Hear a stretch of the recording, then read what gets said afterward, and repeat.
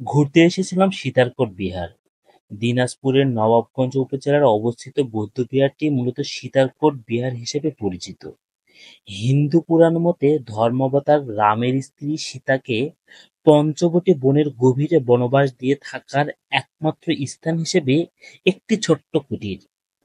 দিনাজপুর নবাবগঞ্জ বিহারের এই কুটিরটিকে সনাতন ধর্মাবলম্বীরা সীতার বনবাস স্থল বলে মনে করে থাকেন।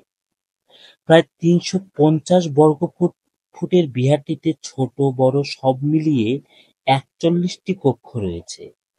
উত্তর দিকের বাহুতে রয়েছে ৮টি কক্ষ। নিপুণ হাতের ছোঁয়ায় ইমারতের লম্বা, মধ্যম ও ছোট্ট ছোট্ট ইট-চুন সুরকি দ্বারা বিহারটি নির্মাণ করা হয়েছে। বর্তমানে অযত্নে অবহেলায় হারিয়ে যাওয়ার পথে কালের সাক্ষী হয়ে থাকা ঐতিহাসিক নিদর্শন সীতারকুট বৌদ্ধবিহার। পর্যটন কেন্দ্রের অপার সম্ভাবনাময় বিহারটিতে সীমানা না থাকায় পরিণত হয়েছে চারণভূমিতে।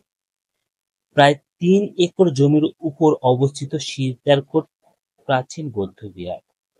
আশপাশের এলাকা ঘুরতে অনেক ভালো লাগছিল। কয়েকটি ছেলেকে দেখলাম বৌদ্ধবিহারের সীমানার মধ্যে খোলা মাঠে ক্রিকেট খেলছে। ওদেরকে দেখে শৈশবের কথা খুব মনে পড়ে যাচ্ছিল। পাশেই রয়েছে রাম সীতার মন্দির। অনেক দূর দূরান্ত থেকে হিন্দু ধর্মাবলম্বীরা এখানে পূজা পাঠের জন্য আসেন এবং অনেক ধরনের মানত করে থাকেন।